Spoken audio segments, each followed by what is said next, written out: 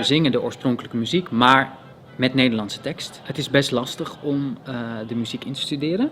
Ik ben acteur en ik ben geen operazangeres.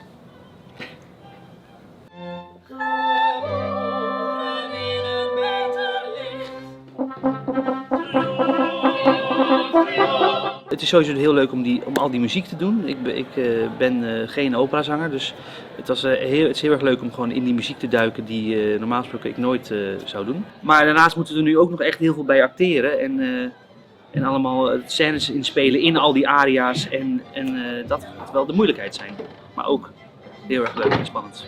In deze voorstelling is het natuurlijk super bijzonder dat wij samen daar staan. Operazangers, acteurs, musicalzangers.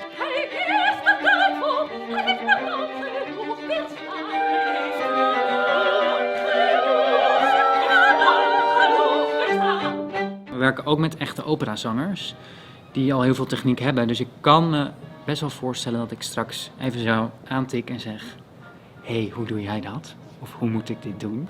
Het is geweldig leerzaam en het is een heuse uitdaging. De bruid zegt me verstoten, heeft zijn hart voor me gesloten, deed alsof ik niet bestond. Het is prachtige muziek en het is eigenlijk ook een eer om het te mogen zingen.